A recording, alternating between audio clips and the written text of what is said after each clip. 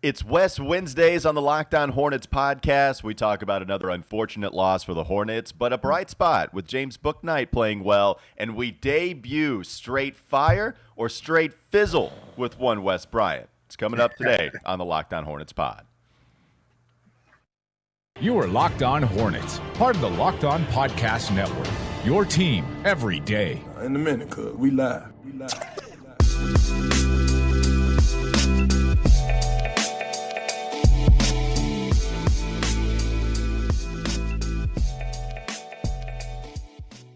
It's Locked On Hornets. This episode is brought to you by Prize Picks. It's a daily fantasy app made easy. So Prize Picks has the best NBA DFS prop game on the market. Check them out at prizepicks.com. We're part of the Locked On Podcast Network. It's your team every day. Local experts on the #1 daily sports podcast network. Thanks for making Locked On Hornets your first listen, and thanks for listening on all sorts of platforms. Spotify, Apple, go to YouTube, check us out there. We've got plenty of things that you can check us out on, so we really appreciate all of your support. Also follow us on Twitter, Walker Mail, Doug Branson, LOH, show handle on Twitter at Locked On Hornets, and check out our guy, Wes Bryant, on Twitter, on the gram as well, at Wes Got Range. Wes, how you doing today, man?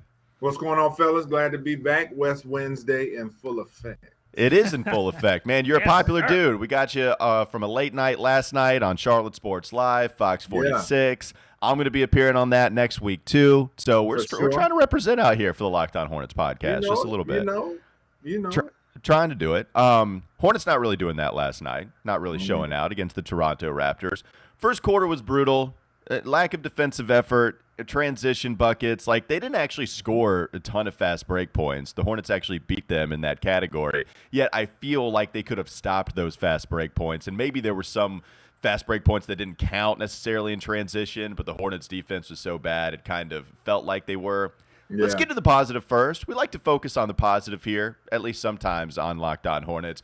And I want to talk about James Bouknight, because he's been brought up in a lot of potential trades. I've tried to trade him a couple of times for a Rashawn Holmes maybe, or a Miles Turner, even though he had a really good game against the Kings earlier this year. He had a pretty good one last night despite the loss against the Toronto Raptors. Attacking the rim, I think that's what his specialty is. It was coming out of UConn. I think it was on full display. Taking Pascal Siakam ISO and then finishing left side with the right hand, I thought that was really impressive. What did you see from the Rook, James Bouknight? Yeah, man, I liked a lot of what I saw. One thing we do know that he can do is get buckets, and I think it would be insane to trade him right now. I think fans are getting so impatient with wanting to do something, but again, I asked last week, what is the goal? I mean, are you trying to win an NBA championship? Listen, I love the Hornets. It's great, but looks like we may have to get Wes back on the line. I'm sure he'll pop back in here in a second. Is he really that mad at me that he decided to exit because because you tried to one up him? It's because you tried to one up him on the CSL hit. You know, he was so happy about his CSL. I think he's back. Is that what it was? It was. I didn't know. So there was a couple. Look, Wes, I'm sorry that I didn't realize that trading James Bouknight was going to make you that mad. I didn't realize that I one-upped you with CSL going on there next week. Yeah. But I take it all back. Please continue with your Bouknight. Okay. Yeah, so I was just saying, it's like, what is your goal? And it's like, for the Hornets, I mean, realistically, do you really think we're going to win an NBA championship this year or next year? You have to let the young talent develop. They got some guys that are showing that if they just get a little bit of time, they could really end up being some key pieces down the line, especially with the potential salary cap that you might be looking at down the line, having so many good players. When a kid like this shows you, because I'm all about, do you flash? Do you go down to the G League and dominate? And he does that. He's showing that he belongs at the NBA level. And then when he has gotten the minutes and the freedom to take some shots, he's giving you production in a couple of games this year. So you see the potential that he has for your backcourt. So I think with him and Kai Jones both, you just have to give them some time. Hornets fans need to just relax and enjoy the process, so to speak, because as we established last week here, we're ahead of the curve as far as what people thought that they would be. So I think that they just need to calm down. Bouknight really looks like he has a lot of potential to be a bucket getter in this league. That's what it's all about. Yes, defense is great, but let's be honest. It's hard to stop guys just on a shutdown basis. You're not going to come out and hold people to 90 points every night. You want to be at least serviceable on defense, yes. But when you see a guy that can get score points like Bouknight can, and then you Mm-hmm. think about what you have with the LaMelo Ball and different things like that. He's also shown that he's a capable ball handler outside of LaMelo, so LaMelo doesn't have to always carry that burden. He's a playmaker. So, no, I like a lot from what we've seen from him, and I think he just needs time to continue to mature. What I liked is that you really got a full menu of everything that Bouknight can give you scoring. I mean, he had the catch and shoot three, he had the cutting layup, he had the steal, helped to get the steal and got into transition for the layup. Crafty moves all around. Like Walker mentioned, bodied Pascal Siakam, physical layup even for his size. Just imagine what happens when he gets bigger. The other thing is that he does it on a night where the Hornets needed smart possessions. He gave Borrego smart possessions, and he did it on a night where Cody Martin sort of underwhelmed offensively. And I think Cody Martin is sort of the barrier for that Bouknight has been hitting up against in terms of getting more playing time. So I wonder if this game in particular may start to move Bouknight into that sort of Borrego circle of trust that allows him to get more playing time. Yeah, hopefully it will, because I think with JB, the number one thing he wants is for guys to at least be able to play defense a little bit. And I think that's probably the reason why Bouknight was having such a tough time getting on the court earlier in the season, because I think he hated, and you would see it sometimes when he would come in and even in, garbage time, you could say, or whatnot, he would get a little lost on defense sometimes. Didn't always seem like he knew what to do. And also offensively, he didn't seem as sure of himself in a lot of times now. But I think that what was it, the Kings game when he had the good game? Yeah. So the Kings game, I think, gave him the confidence where he knew, okay, I belong in this league as far as an offensive player goes. And we know, I talk to Dale all the time in our meetings and stuff like that, Dale Curry, and he tells me how much this league is about confidence with guys and how good they feel about, can they make shots, can they score, can they do this, that, and the third. Because he told me, he said, when the lights come on for a lot of guys, it's a different story. So he's shown that. So what were you saying? And let's be honest, like, it wasn't Bouknight's defense that was the problem in this game. Exactly. I mean, it was first quarter. It was the starters' first quarter defense. It was Terry late on a closeout. It was LaMelo leaving his guy and leaving Gary Trent open for a three in the third quarter that got him started. It was some just disorganization with the zone. I mean, they killed that zone. They in were the first completely quarter. lost, man. Like that. You go back and watch it in transition. There were a couple of times where they were completely lost. Even just getting set, you had one play where Delano Banton gets the basketball. This was in the second half. This was in the third quarter when the Hornets were trying to hang around a little bit. So it was a big bucket that they allowed, and just a complete mental breakdown where Cody Martin is on a different player. I forget who he is, who's on, but Terry Rozier's guarding the ball, who Blanton has it. He just drives to the left. Terry tries to pass him over to Cody. Cody doesn't pick him up, and then Banton goes in for the dunk. That kind of stuff happens, a little too frequently throughout the year. It had stopped a little bit the last couple of weeks, right, when they played a lot better and had a better defensive rating than anybody in the NBA. Right. But you see that a decent amount, and real quickly, you talk about Bouknight. That's the thing about Bouknight. It's not like he was a bad defender coming out, Like he was pretty good at UConn. And I go back to that one possession. I'll bring this up a couple more times. It's so apparent in my mind. But that game against Utah, where Bouknight got some minutes and he completely locked down Jordan Clarkson, a pretty good ISO player too, 6th Man of the Year candidate just last year, right? Like Bouknight did a really good job of cutting off baseline. He's got some defensive instincts and certainly has the athleticism to be a problem on that end. And we know about the offensive prowess. Like I like Bouknight. The only reason I've hypothesized maybe trading him is here we go. Right. I'm just saying. But like Rashawn Holmes, like those guys certainly fill a need. But there's no doubt, like it would hurt. Like I like his game enough, and certainly like him even better than I did during the draft process. Yeah. Oh, I thought you were about to say something, Doug. My bad. No, it's all good. I mean, look, all I'm saying is that from the fans' perspective, I'm talking from the fans' perspective.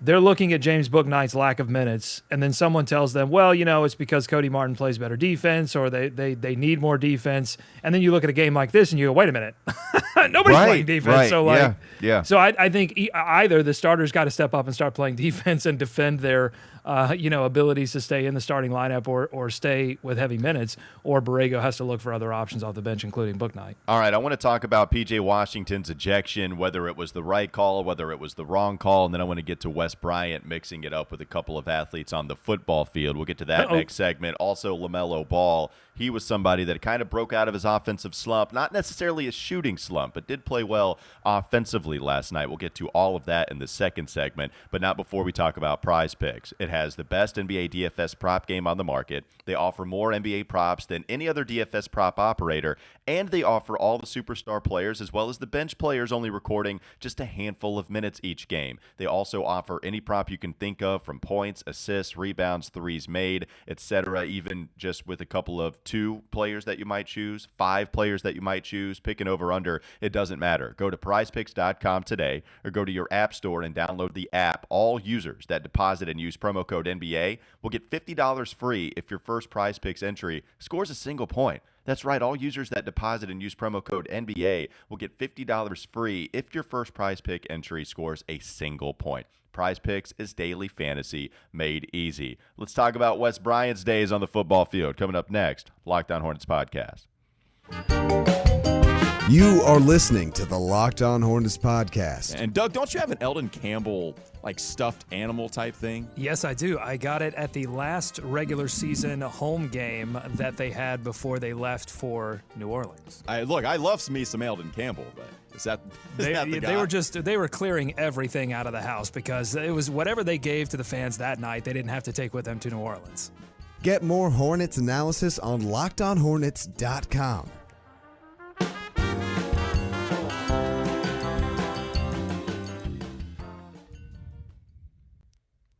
All right, if you look in the box score, you might be surprised to see that during garbage time, you got to see J.T. Thor, Nick Richards, Kai Jones out there. They only played 4 minutes. But then you see P.J. Washington in the box score, who also only played 4 minutes. But that's because in the first quarter, he was mixing it up quite a bit with Justin Champagnie, ACC player, former Pittsburgh player, really good with the Panthers.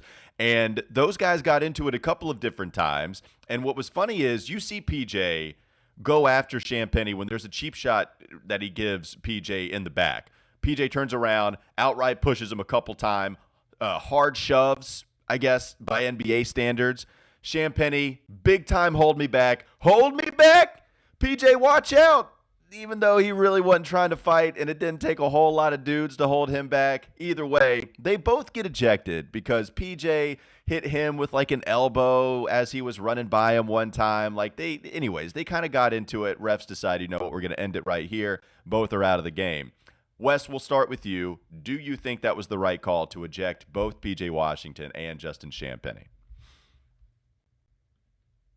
Double technicals. Give them a nice stern talking to and tell them, hey, you guys need to chill out or else you're going to be gone. It's such a different game now. And I hate, I'm not even that old. I'm 38, but I just can't stand turning into old guy on the lawn. But I'm sitting there man, back in the day, that was nothing. They really changed the NBA game as far as the foul. And yeah, I get it to protect players and things of that nature. But, man, it is sports. It is competitive nature at the highest level. So you have to allow a little bit of chippiness. You have to allow a little bit of physicality in the game. I thought, it was a decent scuffle. But on a 90 scale, what are we giving this a 5 or 4? It doesn't make the 90s highlight montage that old yeah, used to say it wasn't very physical. Guys getting clothesline going to the basket and whole teams clearing benches back in the day. I'm come on, man. An ejection, that's ridiculous. I get it sends a swift and harsh message to say, listen, this won't be tolerated. But I thought double technical and just talking to both of them would have taken care of that. No, I agree with you, Wes. I think that ejecting them both for fighting is crazy because we didn't reach the level of fighting. I think if you're Champagnie, honestly, you think you got the worst end of that deal because you weren't fighting at all in that particular scenario.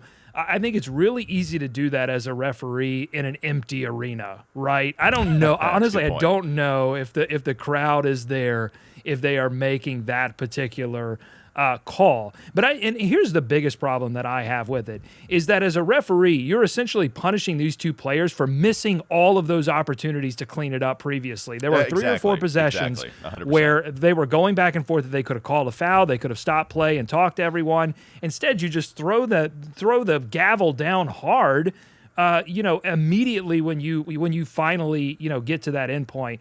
I just thought it was completely unfair. I don't know. I think the Hornets still should have been resilient enough to compete after PJ. I didn't think that was like a death blow to the Hornets, but it certainly was unequal because Champagnie versus PJ, Champagnie was like a kamikaze bomb that came in there and took out, one of the Hornets' better bench players. So, I mean, that was definitely a great deal. Nick Nurse is going to take that deal every day. Well, I mean, you're right about that, though. I mean, what's funny is we didn't even acknowledge that as viewers. The broadcast team, Eric and Dell, nobody realized it. The officials didn't realize it. And so what they do is it seems like they go back and try to look at the history because it's only 4 minutes of history in the game between Champagnie and PJ and say, oh, wait, they went through this in the fast break. Oh, wait, this happened. By the way, anyone who's been married or is currently married wishes they had that superpower that you could just go back, watch the tape, see who really started this one. Yeah, that's a gift nobody really wants. That's somebody you kind of want it, but also you really don't want it.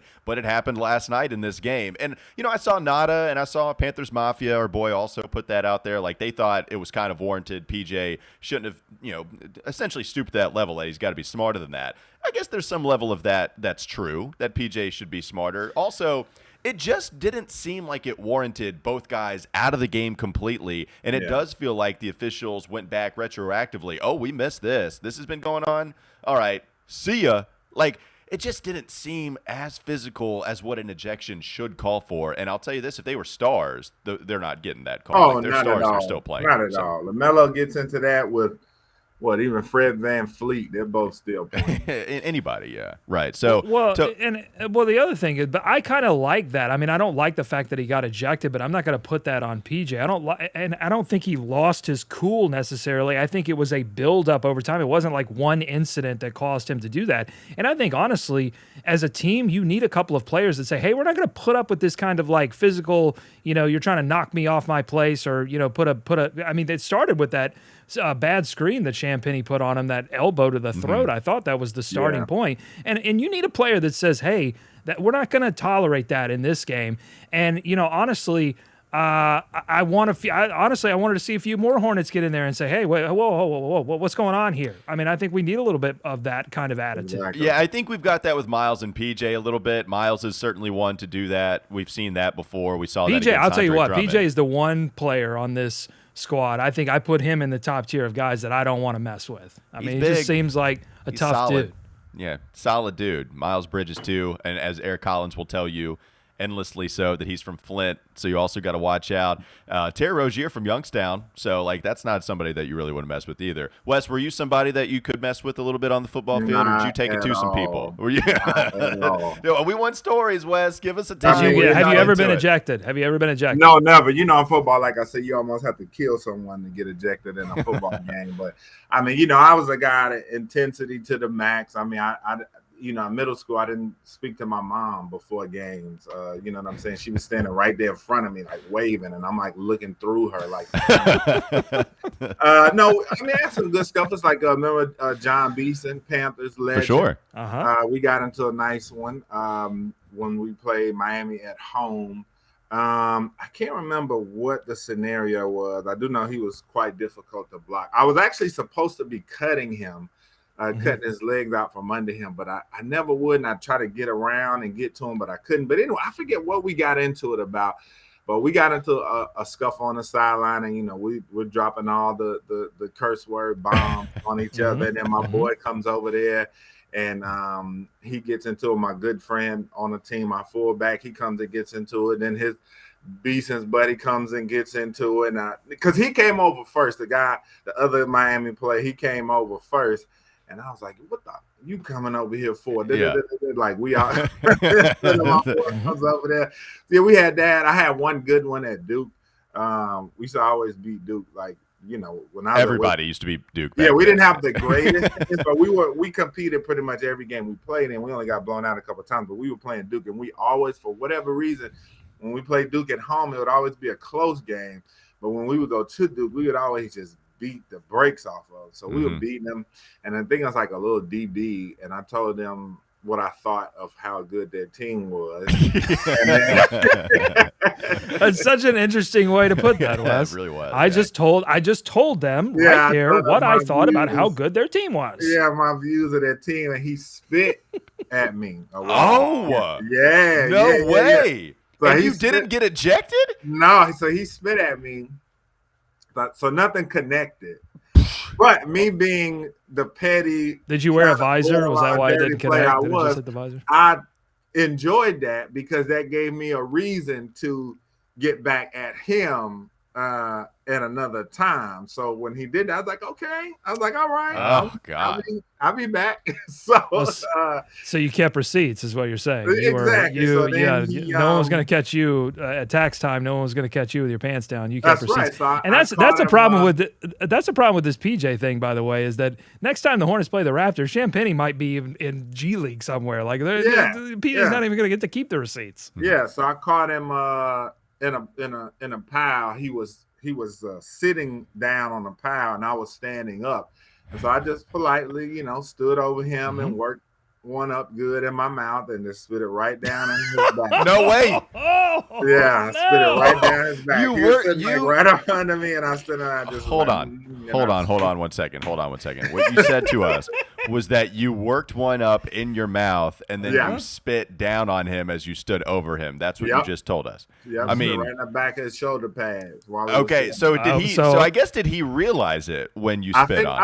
I think he did because he got so mad when I told him how good I thought that they were not, and so he got very worked up. In addition to the spit, like he was real worked up about that. So, I mean, it happens, man. It's a lot of talk going on down. Okay. Because in college, the thing I liked was in high school, you couldn't do any of that type of stuff. You really had to be sneaky about what you did in high school.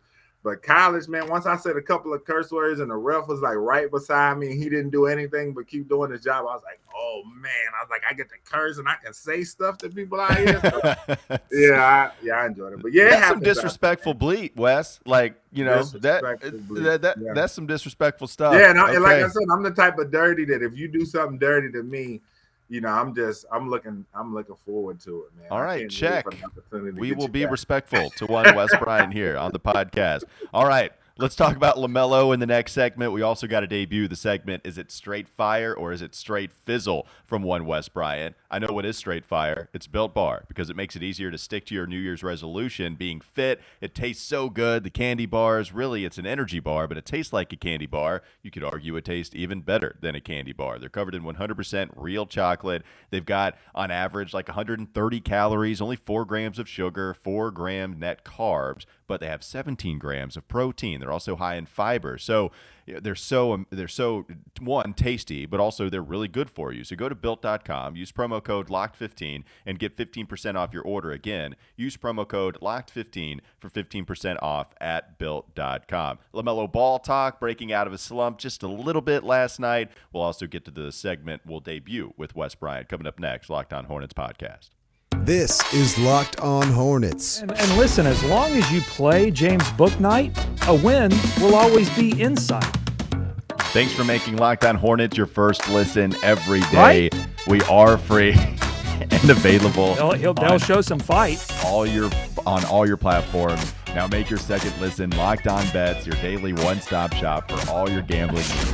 It's time for more of the Locked On Hornets podcast.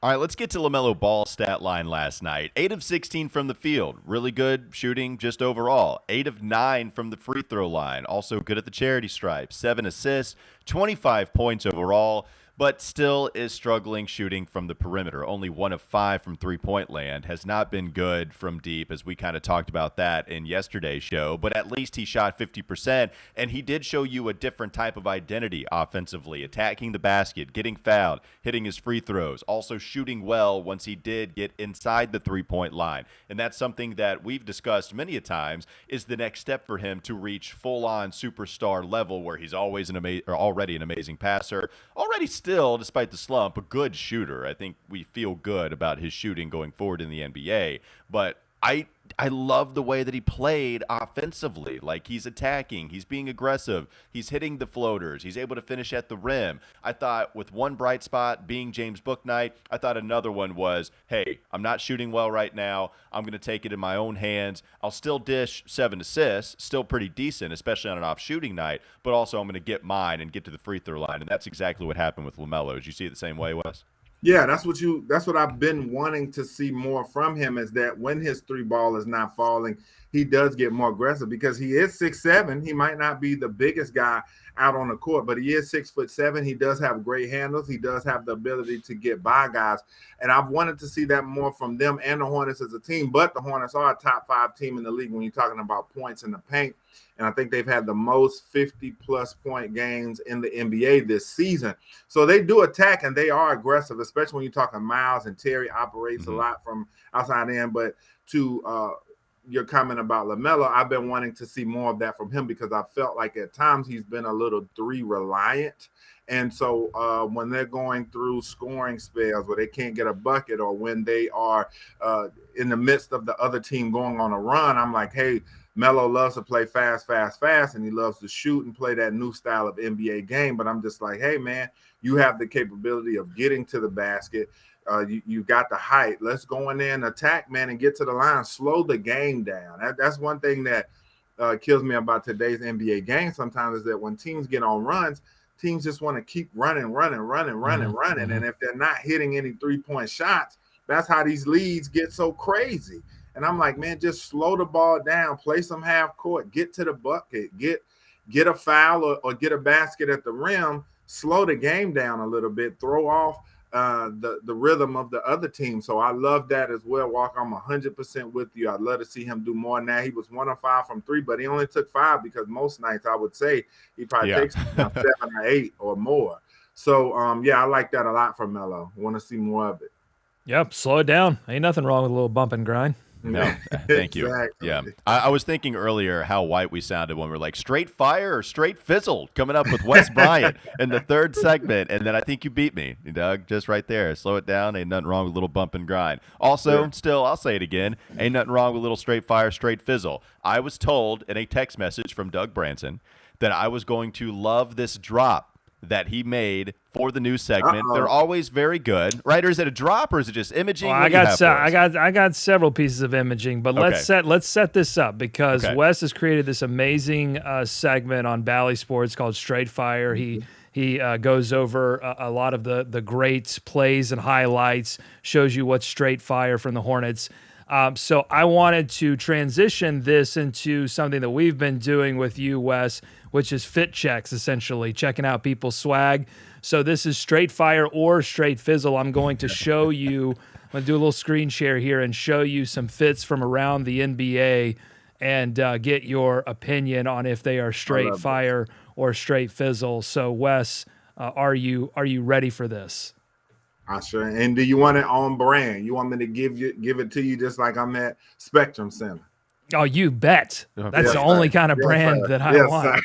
Yes, all right. So this first one, we've seen some interesting masks from some of these post-game press conferences from the Hornets. So we're going to start with a favorite of the show, Kelly Oubre, a.k.a. Swag Lord. Let's see this mask here. What do you think about this? Is this straight fire or straight fizzle?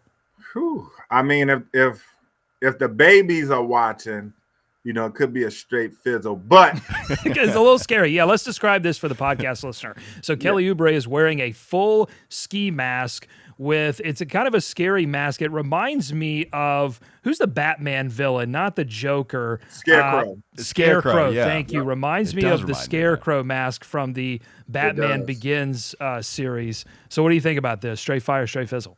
All right, I'm going to keep it all the way real. Big Ubi is my guy, but I'm going to go straight fizzle. Oh, no! Okay. I should have started that. something that was guaranteed fire, but I'll tell you, I wasted all of the budget of the show on the straight fire drops, which you'll hear in just a minute. But I just had to grab something for straight fizzle. So. I mean, you know, I just think, you know, you're a professional, man. You're going up there to talk to the media with the ski mask on. I mean, you know, let's keep it real. I know you guys. I always keep it real at all times. I mean, you do. You're a black man. The connotations with the ski mask. Yeah, let's. Okay. All right. Look, man, like that's the thing. That's okay. We want you to keep it real. Keep it as real as you possibly can. At all right, let's do it. Let's do another mask play here. This is Terry Rozier.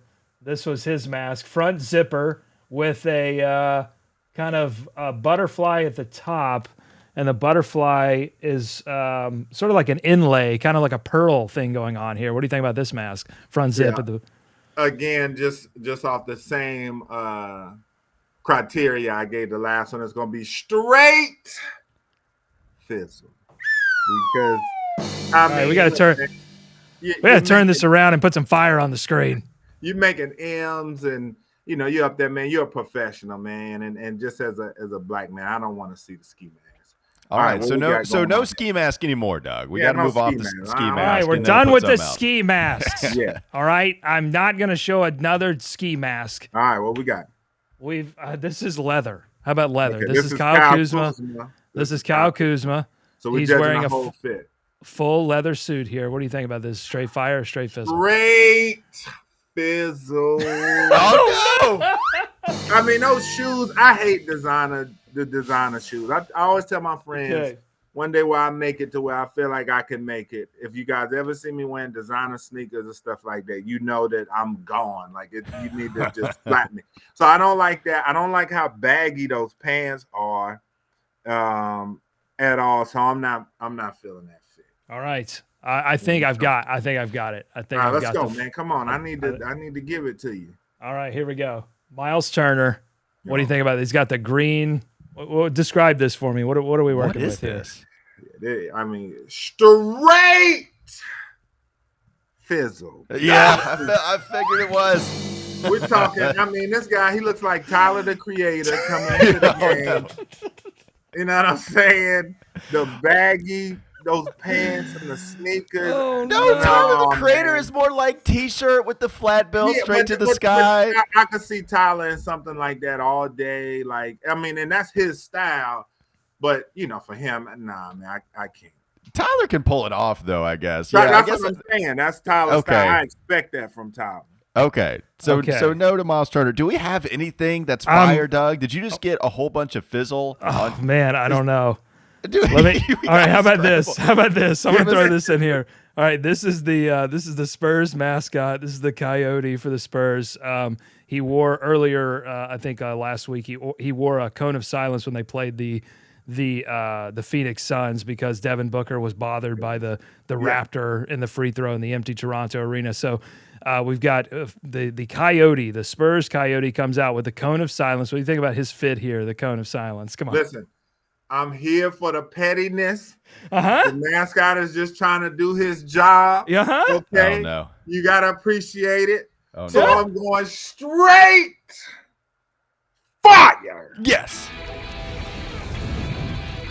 Yeah. Let's go. I wanted to be as quiet as I could as well. I wanted to wear the cone of silence so we could hear the imaging, and we've got some finally straight fire. Goodness gracious, Doug. I'm gonna, you know what? I'm gonna end there. I want to end on fire. I'm scared of what I have.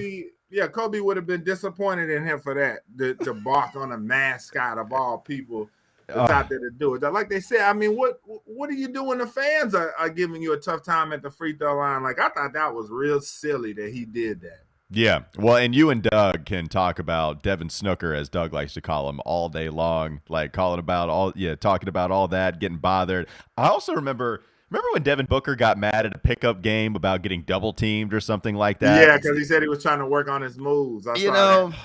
Yeah, like every once in a while, I appreciate the game from that. Yeah, Like, he's not helping himself out every once in a while when these things get out there about one Devin. Oh, wow, look at that. One more Kyle Kuzma. Let's see. Kyle Kuzma is described. What is he? Describe.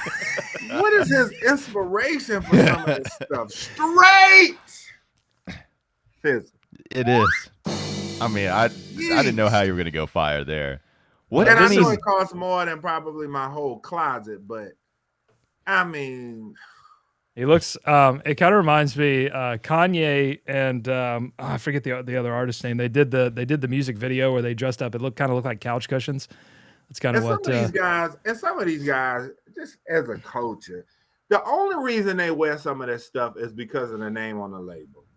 There's no way when they were kids and they didn't have money would they have ever stepped out the house with stuff that looks like some of the stuff that they wear, because they would have gotten clowned for it. And the first thing that they would say to you if you rag them about it is they'll tell you how much it costs. As soon as you say, man, that outfit is cheap, they're like, well, it costs $20,000. So what?